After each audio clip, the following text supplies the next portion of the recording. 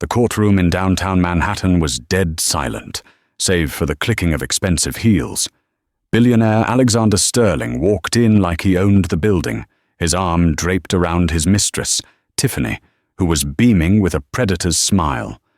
On the other side sat Sarah, Alexander's wife of 10 years, wearing a faded waitress uniform, looking small and defeated. Everyone expected a slaughter. Alexander's lawyer stood up to demand a quick divorce settlement, leaving Sarah with nothing. But the room froze when Judge Blackwood didn't nod.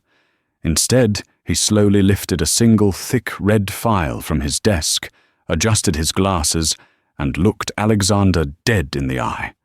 "Mr. Sterling," the judge said, his voice terrifyingly calm, "before you demand half of this woman's life, you might want to see who actually owns yours." The separation between Alexander Sterling's world and Sarah Mitchell's reality could be measured in the 6 miles between the penthouse at the Obsidian Tower and the cracked vinyl booths of Sal's Diner in Queens. It was a Tuesday afternoon, the lunch rush hour, when the humiliation began. Sarah was balancing 3 plates of meatloaf and a pot of coffee when the bell above the diner door jingled. It wasn't a customer.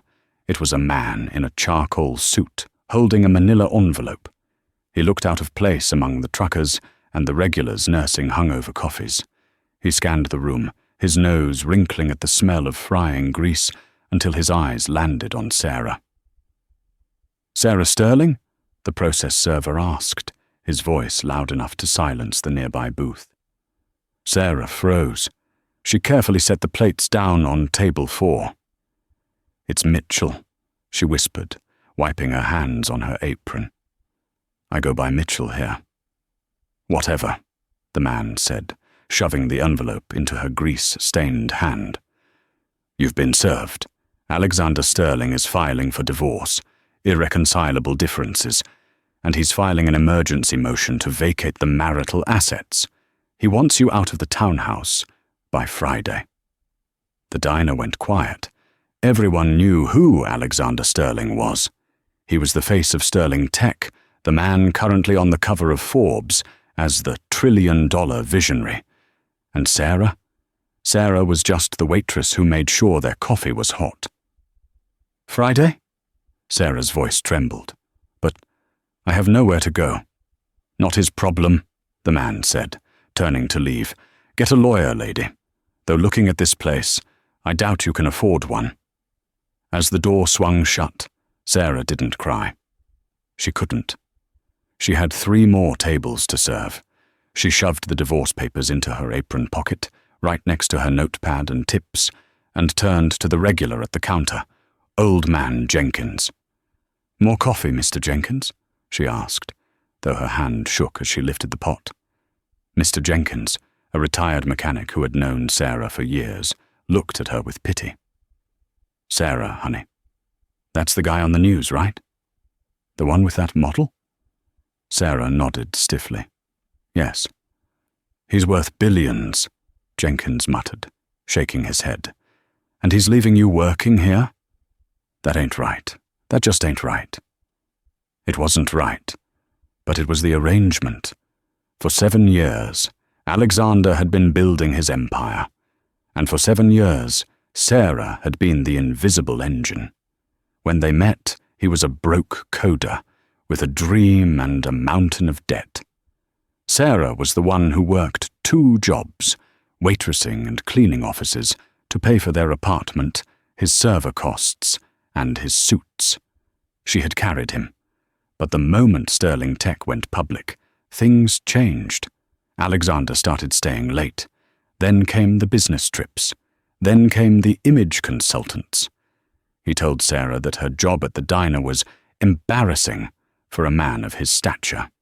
He told her she didn't fit in at the galas. So she stayed home. She stayed hidden. And then, 3 months ago, he stopped coming home altogether. Sarah finished her shift in a daze. When she walked out into the cold New York air, she pulled out her phone. Her screen was flooded with notifications. TMZ had broken the story. Billionaire dumps waitress wife for supermodel, Tiffany Banks. There was a photo of Alexander and Tiffany on a yacht in the Mediterranean. Tiffany was wearing a diamond necklace that cost more than Sarah would earn in 10 lifetimes. Sarah looked down at her own hand. The simple silver band Alexander had given her 10 years ago was tarnished. She dialed Alexander's number. It went straight to voicemail. "Alex," she said, her voice cracking. "I got the papers." "Friday. Really? After everything? Please just talk to me." She hung up. She knew he wouldn't call back. He had moved on to a better life, a shinier life. He had forgotten who built the foundation he was standing on. Sarah took a deep breath and looked at the reflection of the city skyline in a puddle. She looked tired. Her hair was frizzy from the humidity, her eyes had dark circles, and her uniform smelled like onions. She looked exactly like what he said she was, a nobody. But as she clutched the envelope, a strange sensation washed over her. It wasn't sadness anymore. It was a cold, hard clarity. Alexander thought she was just a waitress. He thought she was simple. He had forgotten that before she was a waitress, she was the one who proofread his contracts because he was too dyslexic to do it himself. He had forgotten that she was the one who reorganized his chaotic filing system. He had forgotten that Sarah Mitchell never threw anything away. The next 3 weeks were a media circus. Alexander Sterling didn't just want a divorce, he wanted a public execution of his past. He gave interviews where he painted Sarah as a gold digger who had trapped him when he was young and vulnerable. He claimed she was unsupportive, lazy, and intellectually inferior. "I need a partner who challenges me," Alexander told a reporter on Channel 4 News, holding Tiffany's hand. Tiffany giggled, tossing her blonde hair. "Sarah. She's a sweet girl, I suppose. But she belongs in a diner. I belong in the boardroom." Sarah watched the interview from the tiny motel room she had rented after being kicked out of their townhouse. The townhouse was actually a modest property Alexander had bought years ago, but he had legally evicted her, claiming he needed to sell it to liquidate assets for the divorce. It was a lie. He just wanted to hurt her. She had tried to find a lawyer. She went to 3 different firms. The first one laughed at her when she showed them her bank account. The second one told her that Alexander had already retained the top 10 firms in the city, creating a conflict of interest that made it impossible for them to represent her. This was a classic billionaire tactic: starve the spouse of legal representation. The third lawyer, a tired man named Gary in a strip mall office, was honest. "Look, Mrs. Sterling," Gary said, looking at the papers. "He's offering you a settlement of $50,000. Take it.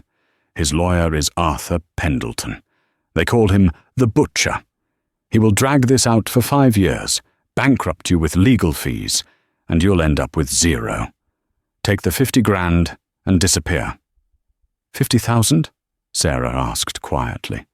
"The company is worth 40 billion. "The company," Gary sighed, "is in a trust. It's in offshore accounts.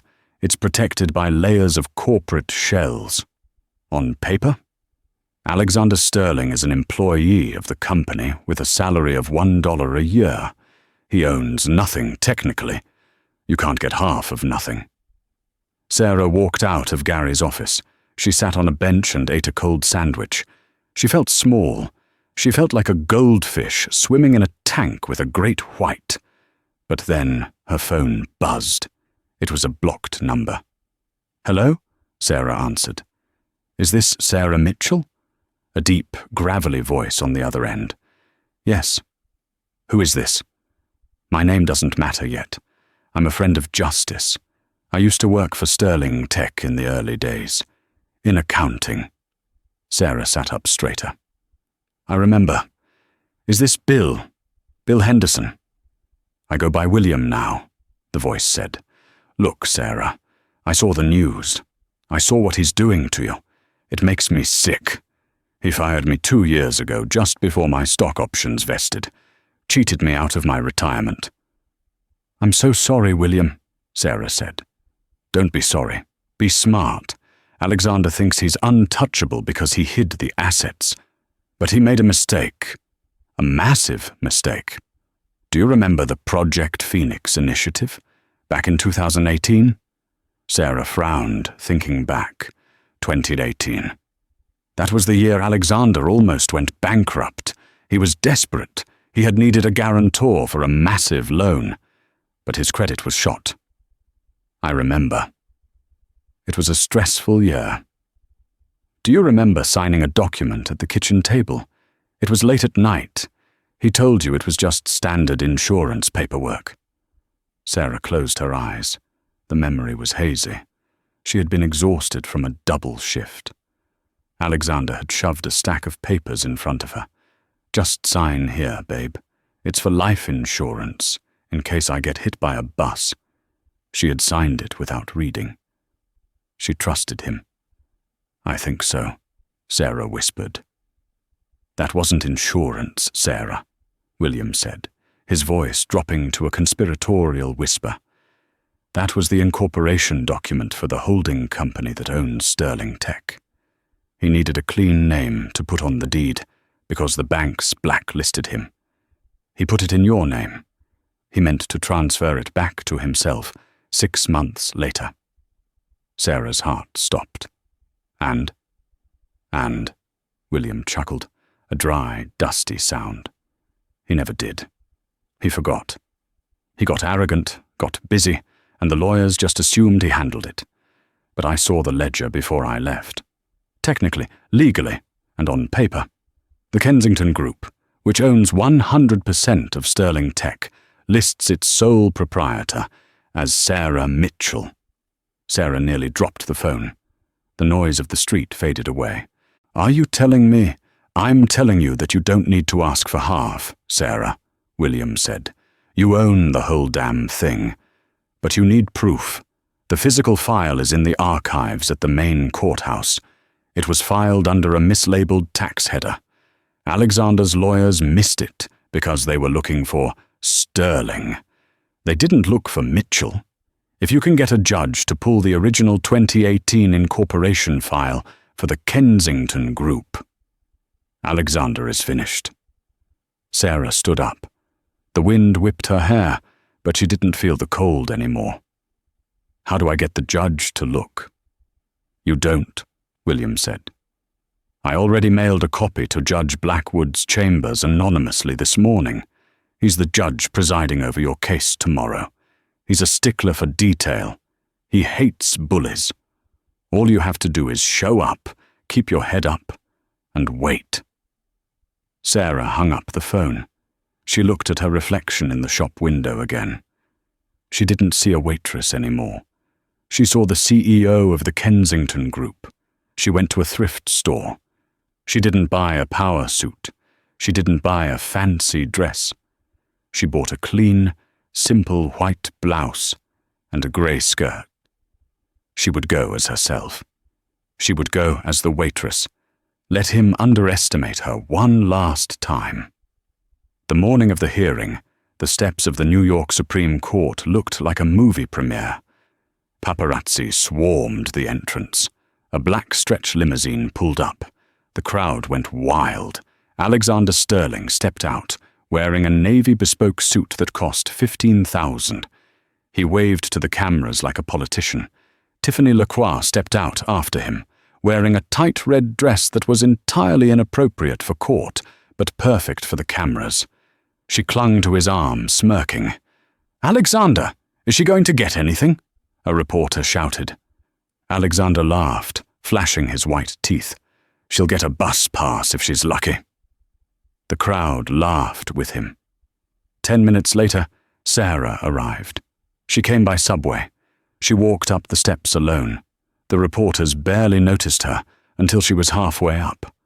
"Hey, it's the wife!" someone shouted. "Sarah, do you regret holding him back?" Sarah didn't answer. She kept her eyes forward, clutching her purse. Her heart was hammering against her ribs like a trapped bird. He forgot, she repeated to herself. He forgot. Inside the courtroom, the atmosphere was suffocating. Alexander's legal team occupied 3 tables. There were 6 lawyers, all in matching suits, looking at laptops and whispering. Alexander sat in the center, leaning back in his chair, checking his watch. Tiffany sat in the gallery right behind him, chewing gum. Sarah walked to the defendant's table. It was empty. She sat down, alone. The bailiff's voice boomed. "All rise. The Honorable Judge Silas Blackwood presiding." Judge Blackwood entered. He was an older man, with steel-grey hair and a face carved from the granite. He was known as the Iron Gavel. He didn't care about the press.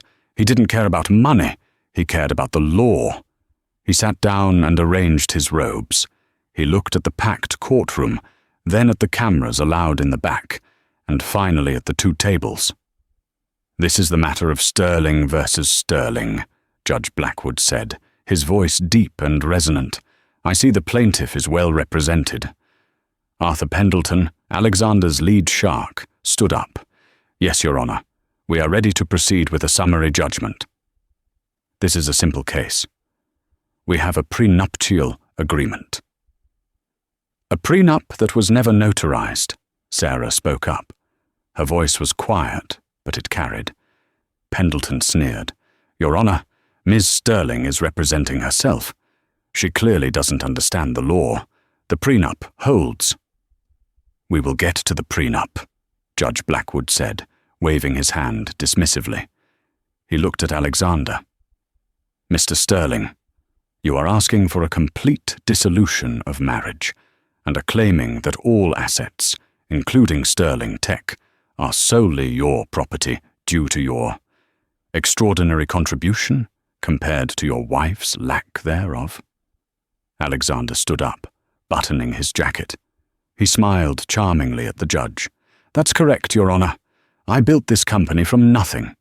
Sarah—" Well, she poured coffee. "It's hardly a partnership.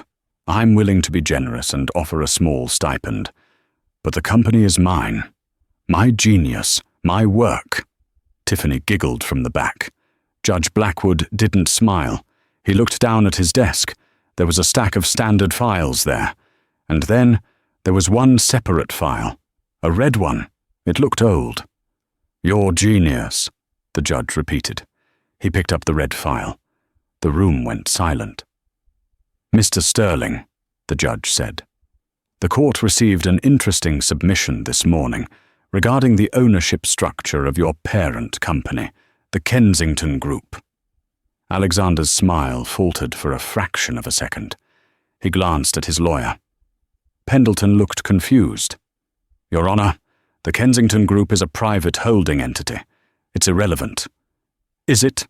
Judge Blackwood opened the file. The sound of the paper turning echoed in the silent room. "Because according to this incorporation document, dated October 14, 2018, the entity was established with a single class of voting stock." The judge looked up over his reading glasses. His eyes locked onto Alexander. "And that stock," the judge continued, "is not in your name, Mr. Sterling." Alexander laughed nervously. "Of course it is. It's a clerical error. Who else would it be?" The judge turned the document around so the court could see it. He pointed to the signature at the bottom. "It is signed by, and registered to, a Ms. Sarah Mitchell." The silence in the courtroom was absolute. It was the silence of a bomb counting down. Alexander's face went pale. He looked at Sarah. Sarah was sitting perfectly still. She slowly lifted her head and met his gaze. For the first time in years, she didn't look like a waitress. She looked like the owner. "That's impossible," Alexander stammered. "She just signed some insurance papers. She doesn't know anything about business." "The law does not require business acumen to own property, Mr. Sterling," the judge said coldly. "It requires a signature, and a deed. This document is valid. It has never been amended." "This is a mistake," Alexander shouted, losing his composure. "She's a waitress. She serves eggs. She can't own $1 billion tech company." "Mr. Pendleton," the judge addressed the lawyer, ignoring Alexander's outburst. "Unless you can produce a document dated after 2018 transferring ownership from Sarah Mitchell to Alexander Sterling, I am forced to conclude that your client is not the owner of Sterling Tech." Pendleton was frantically digging through his briefcase, sweating. "Your Honor, we need a recess. We need to verify the authenticity. The seal is authentic," the judge snapped. "I checked it myself this morning." The judge leaned forward. "So, here is the situation. Mr. Sterling, you are asking for a divorce from the woman who employs you." A gasp rippled through the audience. A reporter in the back furiously started typing. "No!" Alexander screamed. "I am the CEO. I am the founder." "You are the CEO," Sarah spoke. Everyone turned to her. She stood up slowly. She smoothed her grey skirt. "You are the CEO," she repeated, her voice gaining strength. "Because I allowed you to be. Because I trusted you. But you just fired me from my home, Alex. And you tried to fire me from my life." She looked at the judge. "Your Honor," Sarah said, "if I am the sole owner of the Kensington Group, does that mean I have the authority to make executive decisions regarding the company's leadership?" Judge Blackwood's lips twitched with the ghost of a smile. "Under the corporate bylaws in this file? Yes, Ms. Mitchell. You have absolute controlling interest." Sarah turned to Alexander. He looked like he was about to vomit. Tiffany had stopped chewing her gum. Her mouth was hanging open. "Then," Sarah said, her voice ringing clear as a bell, "I have a new motion to file." The silence that followed Sarah's declaration was heavy enough to crush bones. Alexander stood frozen, his mouth opening and closing, like a fish pulled from water. The arrogance that had defined him for the last decade was evaporating under the harsh fluorescent lights of the courtroom. Judge Blackwood leaned back, interlacing his fingers. He looked like a man watching a particularly interesting play. "Proceed, Ms. Mitchell. The court recognizes your standing." Sarah didn't look at the cameras. She looked straight at her husband.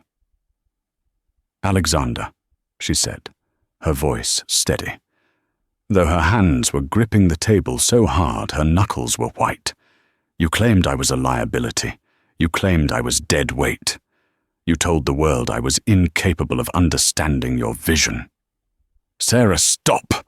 Alexander hissed, his face flushing a deep, angry red. "Don't do this here. We can talk. We can fix this." "We are past fixing," Sarah replied. "As the sole proprietor of the Kensington Group, and by extension the majority shareholder of Sterling Tech, I am exercising my right to restructure the leadership effective immediately." She took a breath. The words felt foreign in her mouth, borrowed from the contracts she used to proofread for him at 2 Batterdam while he slept. "I am removing Alexander Sterling from the position of CEO, pending an internal audit of the company finances." The courtroom erupted. The bailiff had to bang his gavel furiously to restore order. Reporters were shouting questions. Sterling Tech stock began to plummet in real time as the news hit the wires. "You can't do that!" Alexander screamed, lunging toward her table. 2 security guards stepped in his path, their hands on their holsters. "I am the company. I wrote the code. You're nothing. You're a waitress." "And you," Sarah said, her voice cutting through the noise, "are unemployed." Arthur Pendleton, Alexander's lawyer, looked like he was having a stroke. He scrambled to gather his papers. "Your Honor, this is highly irregular. We move for an immediate stay. My client built that infrastructure. Removing him would cause irreparable harm to the shareholders." Judge Blackwood adjusted his glasses. The witness has established ownership. In the state of New York, a sole proprietor can hire or fire whomever they please.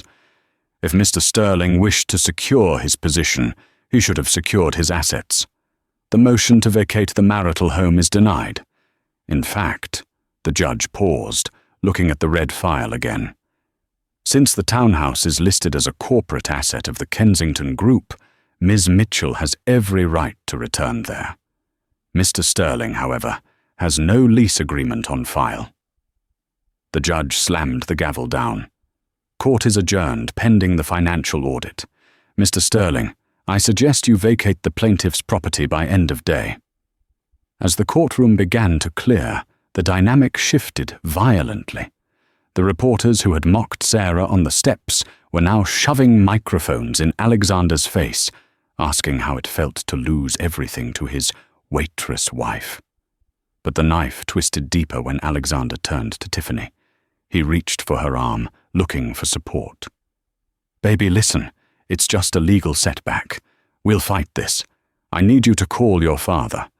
See if his firm can loan me a retainer for a new legal team." Tiffany Lacroix, the woman who had smiled like a shark, took a step back. She looked at Alexander's hand on her arm with genuine disgust. She unhooked his fingers, one by one. "Alex," she said, her voice icy, "my father invests in billionaires, not whatever this is." "Tiffany?" Alexander looked stunned. "But we're in love." Tiffany laughed, a cruel, sharp sound. "I loved the yacht, Alex. I loved the Aspen house. But if you're going to be sleeping on a couch, I think I'll pass." She turned and walked away, her red heels clicking on the marble floor. She didn't look back. She walked straight toward the exit, pausing only to pull out her phone, likely deleting his number before she even reached the door. Alexander stood alone in the center of the aisle. His lawyers were packing up, ignoring him, already calculating how they would get paid now that his assets were frozen. Sarah walked past him. She stopped for a brief second. "Sarah," Alexander whispered, his eyes wild with desperation. "Please, you don't know what you're doing. The company, it's complex. You'll destroy it in a week. You need me." Sarah looked at him. She saw the fear.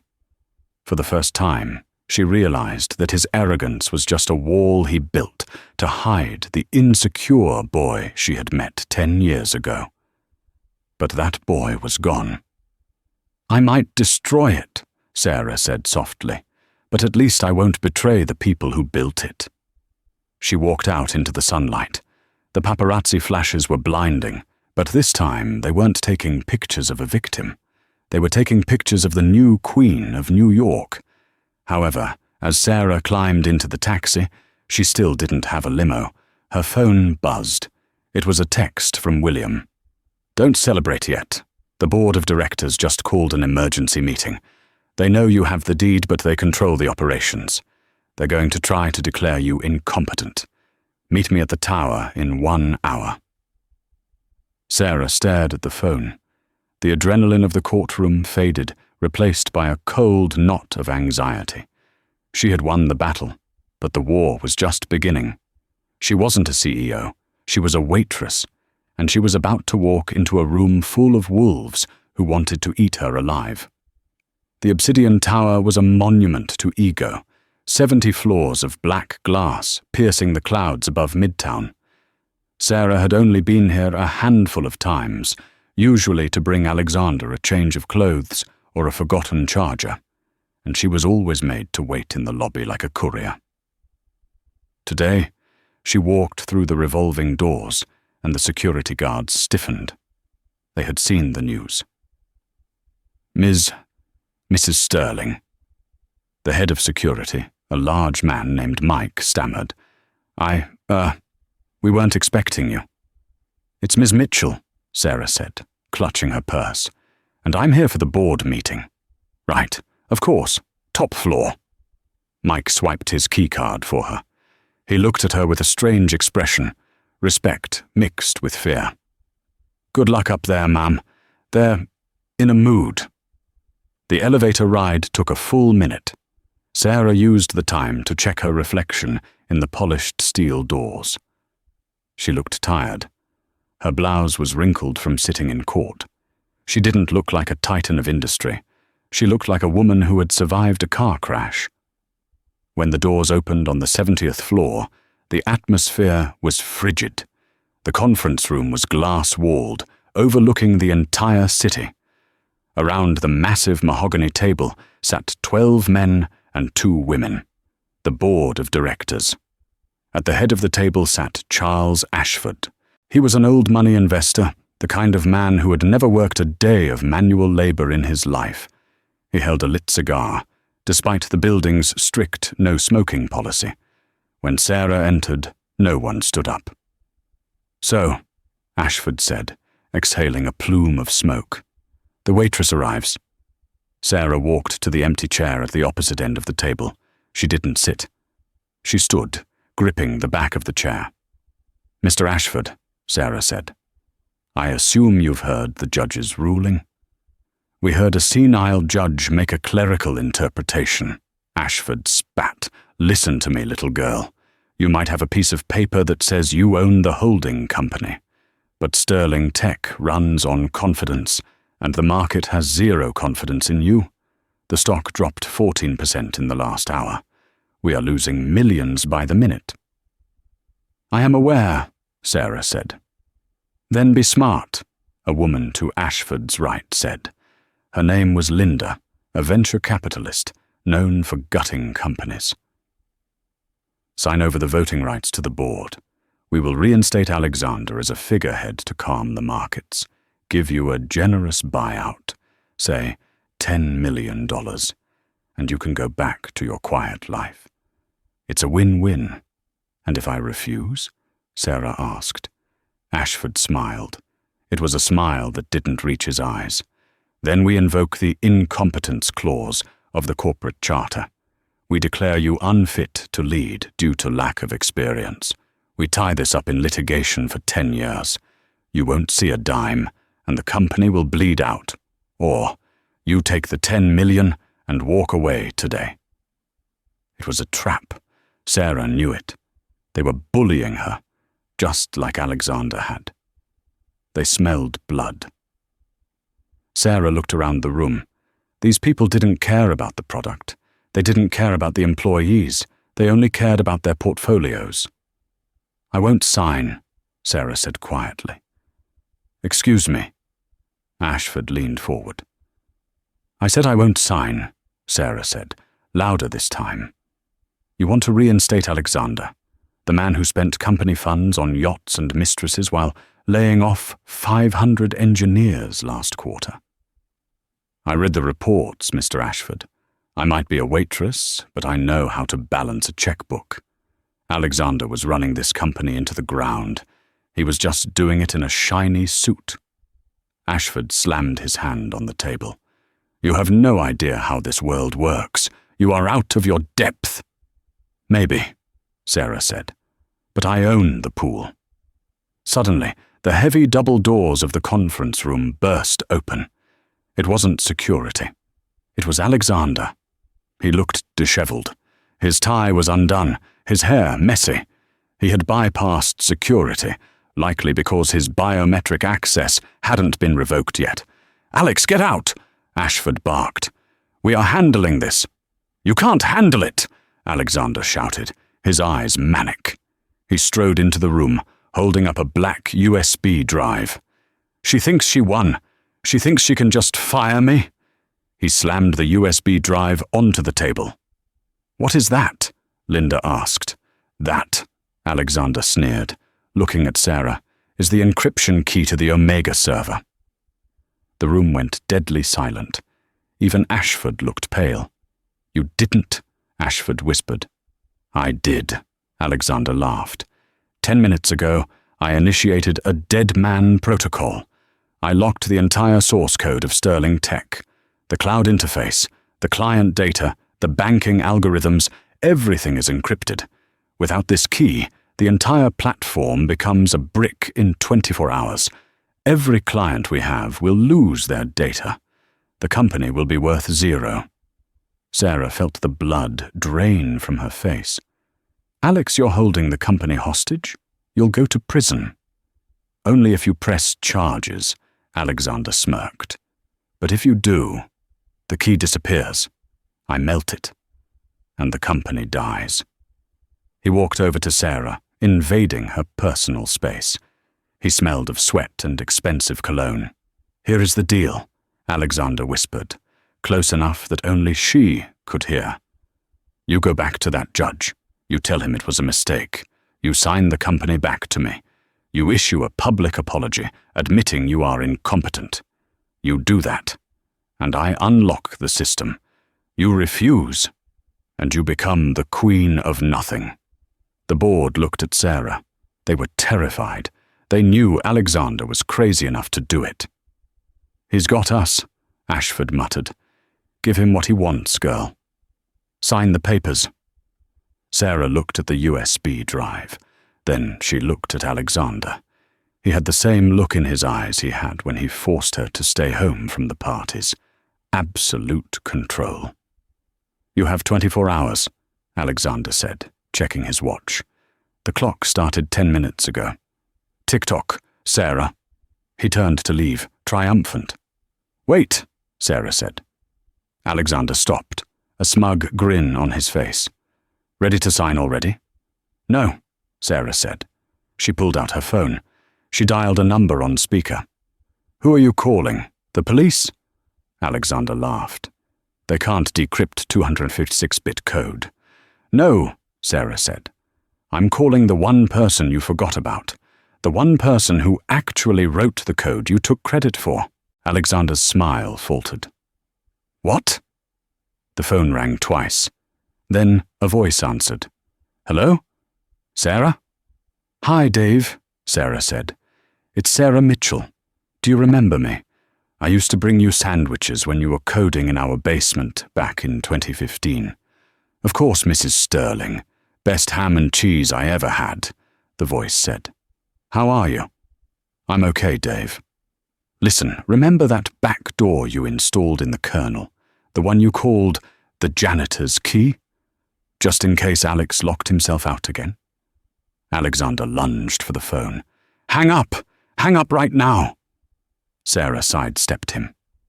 Dave, is that back door still active? Yeah, sure, Dave said, his voice cheerful and oblivious to the tension. Hard-coded into the root. Alex told me to delete it, but, well, I figured he'd forget his password eventually. Why? Sarah looked at Alexander. He was trembling. His leverage was evaporating. Because, Sarah said into the phone, I need you to come to the Obsidian Tower. I have a job for you. How would you like to be the new Chief Technology Officer? Alexander roared and grabbed the USB drive off the table, throwing it at the wall. It shattered. It doesn't matter, Alexander screamed. Dave is in California. He can't get here in time to override the lockout manually. The system crashes in 23 hours. You can't fix this remotely. Sarah lowered the phone. She looked at Ashford and the board. He's right, Sarah admitted. Dave is across the country. She looked at Alexander. But we don't need to override it remotely, because I know the password. Alexander froze. You lie. It's a random 64-character string. I generated it this morning. No, Sarah said, stepping closer to him. You didn't. You are a creature of habit, Alex. You're arrogant. You think you're smarter than everyone, so you don't think you need to memorize complex things. Every major password you've ever had, it's always based on the same thing. She walked to the main console in the conference room. A giant screen on the wall showed a red countdown timer. System. Lockdown. 23:48:12. She brought up the admin command line. Don't, Alexander warned. If you enter the wrong password 3 times, the data deletes instantly. I only need one, Sarah said. She typed TIFFANY2025. She hit enter. Access denied. Attempt 1 of 3. The room gasped. Alexander threw his head back and laughed. "You think I'd use her name? I'm done with her. You're pathetic, Sarah." Sarah stared at the screen. Her hands shook slightly. She had been so sure it was always his obsession of the moment. If not Tiffany. What? Money? Power? "One more try and you wipe $1 billion, Ashford warned, standing up. "Stop this." Sarah closed her eyes. She thought back to the basement, to the days before the money, to the man who had cried on her shoulder when the first investors said no. What was the one thing Alexander Sterling truly loved? The one thing he had never let go of? It wasn't a woman. It wasn't money. It was the beginning, the day he felt like a god. She typed again, OCTOBER 142018. The date of the incorporation, the date he became a billionaire, the date on the file the judge had held up. She hovered her finger over the enter key. "Sarah, don't!" Alexander screamed, lunging for the keyboard. She pressed enter. The screen flickered. The red countdown timer froze at 00:03. The room held its breath, the silence so profound that the hum of the air conditioning sounded like a jet engine. Alexander stood paralyzed, his hand half extended toward the keyboard, his face a mask of horrified disbelief. Then the red block dissolved. A soft, cheerful chime echoed through the conference room speakers. The harsh crimson warning text was replaced by a soothing, infinite stream of green data code cascading down the wall-sized monitor. System unlocked. Administrator access restored. "Welcome, Sarah." A collective sigh of relief swept through the board of directors, sounding almost like a deflating balloon. Charles Ashford slumped into his chair, wiping sweat from his forehead with a silk handkerchief. Linda, the venture capitalist, actually crossed herself. "It worked," Ashford breathed. "The company is safe." Alexander stared at the screen. He blinked, once, twice. The reality of what had just happened crashed into him with the force of a freight train. He hadn't just lost the company. He had lost the narrative. He was no longer the genius architect of the system. He was the man who had been outsmarted by his own hubris, using the date of his biggest lie as the password to his kingdom. "How?" Alexander whispered, his voice cracking. "How did you know?" Sarah turned from the console. She looked taller. The exhaustion was still there, but it was hardened now, like steel forged in fire. "Because, Alex," she said softly. "October 14th, 2018, wasn't just the day you incorporated the company. It was the day we found out I was pregnant. And it was the day we lost the baby." The room went deadly quiet. Even the hardened sharks on the board looked away, uncomfortable with the raw intimacy of the revelation. "You told me that incorporation document was insurance," Sarah continued, her eyes glistening but her voice steady. "You told me we needed to secure our future because we were starting a family. You used our grief to trick me into signing a holding company into existence so you could hide assets from creditors. You built your empire on the grave of our child." Alexander took a step back, shaking his head. "Sarah, no, it wasn't like that." "It was exactly like that," she said. "And that is why I knew you'd use the date. Because deep down, underneath all the money and the models and the arrogance, you are haunted by it. You are haunted by the fact that you traded a family for a fortune." Alexander's face crumpled. For a second, he looked like he might cry. But the moment passed instantly, replaced by the cornered animal aggression of a narcissist who realizes he has no escape. "Fine," he spat, straightening his jacket. "So you guessed the password. Congratulations, you own the shell company. But you can't run this place. You don't know the first thing about tech. The board is on my side. Right, Charles? He turned to Ashford, a desperate, manic grin on his face. Charles, tell her. Tell her I'm indispensable. Tell her we'll tie her up in court until she begs for mercy. Charles Ashford looked at Alexander. Then he looked at Sarah, who was standing by the console, her hand hovering over the phone. Then he looked at the green code on the screen, which was now displaying the financial logs of the last quarter. Ashford was a shark, and sharks don't have friends. They have interests. Actually, Alexander, Ashford said, his voice dripping with false regret. I believe you just admitted, in front of 12 witnesses, to initiating a dead man protocol to destroy corporate assets. That constitutes corporate sabotage, extortion, and a severe breach of fiduciary duty. Alexander's eyes widened. What? Charles, are you kidding me? I did it for us. You did it for yourself, Linda added, closing her laptop. And in doing so, you became a liability. We can't have a CEO who holds the company hostage. I am the founder, Alexander screamed. You are a security risk, Sarah interrupted. She pressed a button on the intercom. Mike, can you send security to the boardroom? And please call the NYPD.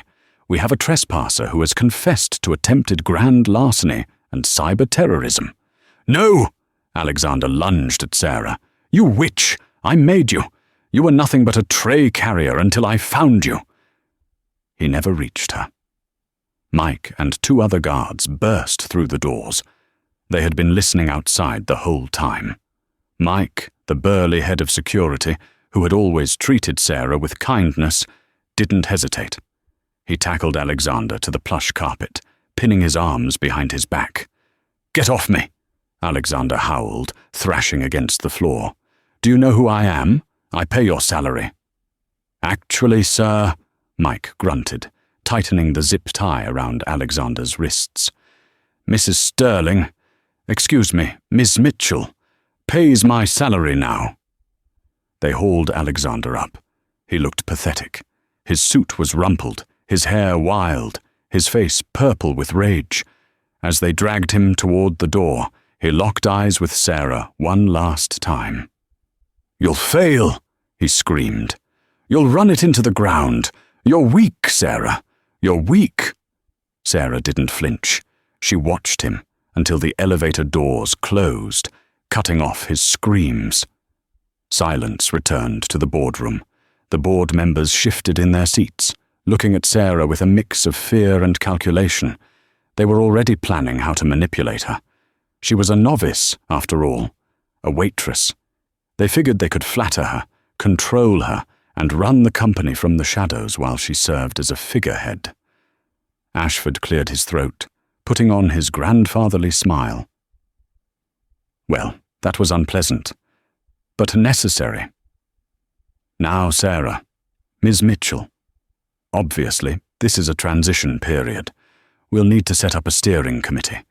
I'd be happy to chair it, to guide you through the complexities of— You're fired, Sarah said.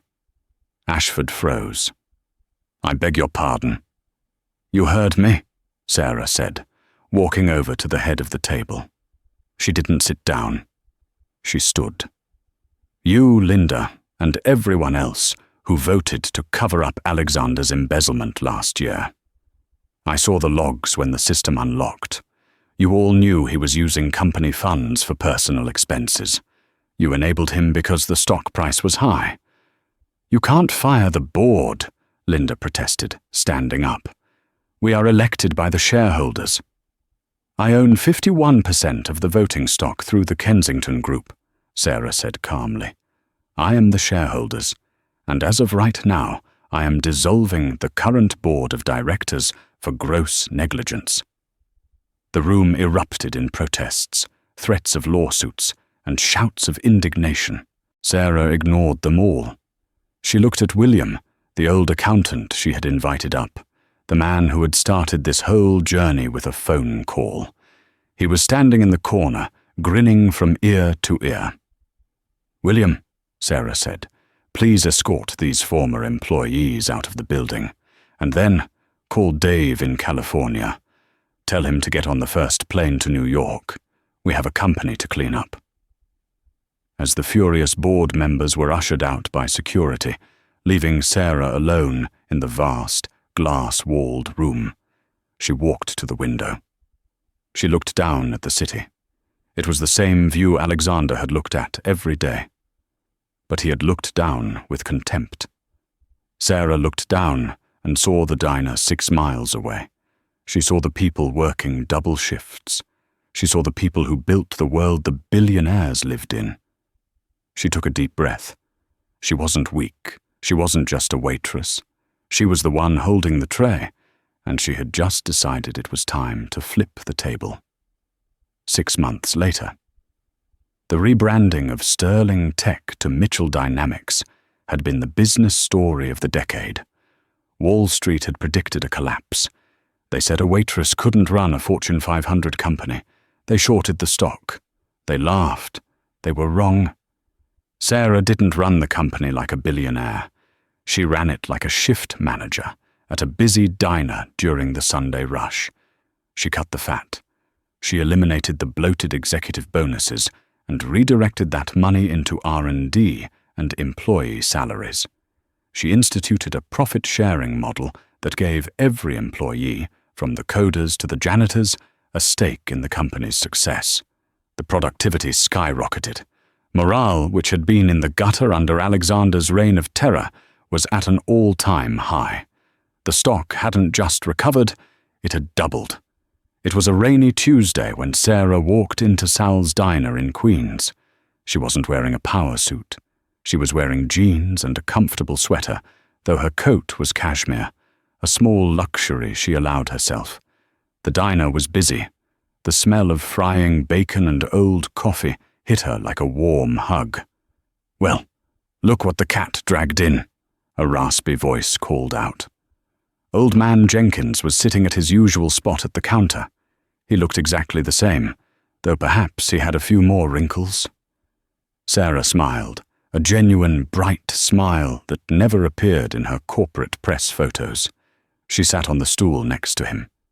"Hi, Mr. Jenkins. How's the hip?" "Still creaks when it rains," the old man grunted. He looked her up and down. "You look tired, girl. Being the boss ain't all it's cracked up to be, huh?" "It's a different kind of tired," Sarah admitted, signaling to the new waitress for a coffee. "My feet don't hurt as much, but my brain never stops." "I saw you on the news," Jenkins said, poking at his eggs. "They say you're the people's CEO. Say you gave away $50 million to some legal aid fund last week." "The Justice for Spouses Fund," Sarah corrected, "to help people who don't have the money to fight divorces against wealthy partners. It seemed appropriate." Jenkins chuckled. "You did good, Sarah. You did good." The bell above the door jingled. Sarah stiffened instinctively, a reflex from months of looking over her shoulder. But it wasn't a threat. It was William, her new CFO, looking sharp in a suit that actually fit him now. "Sorry to interrupt, Sarah," William said, holding up a tablet. "But we have a situation." "What is it? Did the server crash?" "No," William said grimly. "It's Alexander. The verdict came in." Sarah put down her coffee cup. She hadn't gone to the trial. She couldn't bear to see him again. She had given her deposition and let the lawyers handle the rest. "And?" "Guilty on all counts," William said. "Corporate sabotage, fraud, embezzlement. And because he tried to destroy the data of federal banking clients, they slapped him with cyber-terrorism charges. The judge gave him 15 years. No parole for at least 10. Sarah looked out the window at the rain streaking the glass. 15 years. Alexander Sterling, the man who wanted to own the world, would now own nothing but a 688 concrete cell. He would wear a uniform, just like she used to. He would be told when to eat, when to sleep, and when to speak. "There's more," William said hesitantly. "He asked to see you." before they transfer him to upstate. Sarah watched a drop of rain race down the glass. She thought about the man she had loved. She thought about the man who had mocked her in court. She thought about the baby they had lost, and how he had used that pain as a password. "No," Sarah said. William nodded, looking relieved. "I'll tell his lawyer." "Tell him," Sarah said, standing up and placing a $20 bill on the counter for a $2 coffee, "that I have a board meeting. Tell him I'm busy working." She turned to Mr. Jenkins and squeezed his hand. "I'll see you next Tuesday, Mr. Jenkins. Save my seat." "You got it, boss." Jenkins winked. Sarah walked out of the diner and into the rain. A black sedan was waiting for her, with Mike holding the door open, but she didn't get in immediately. She stood on the sidewalk, breathing in the wet asphalt air of Queens. She wasn't Mrs. Sterling anymore. She wasn't just a waitress anymore. She was Sarah Mitchell. And for the first time in her life, she didn't owe anyone a damn thing. She got into the car. "Take me to the tower, Mike. We have a company to run." As the car pulled away, merging into the traffic of the city she now owned a piece of, Sarah didn't look back at the diner, and she didn't look back at the courthouse. She looked forward, her eyes clear, her hands steady, ready for whatever order came in next. And that is how Sarah Mitchell went from serving tables to running the table. It's a reminder that underestimated people are the most dangerous kind, because you never see them coming until it's too late. Alexander Sterling thought he could throw away the woman who built him, but he forgot that without a foundation, even the tallest tower falls. What do you think? Did Alexander deserve 15 years, or should Sarah have gone to see him one last time? Let me know in the comments below. If you enjoyed this story of justice and karma, please smash that like button, subscribe to the channel, and hit the notification bell so you never miss a new story. Thanks for watching, and see you in the next one.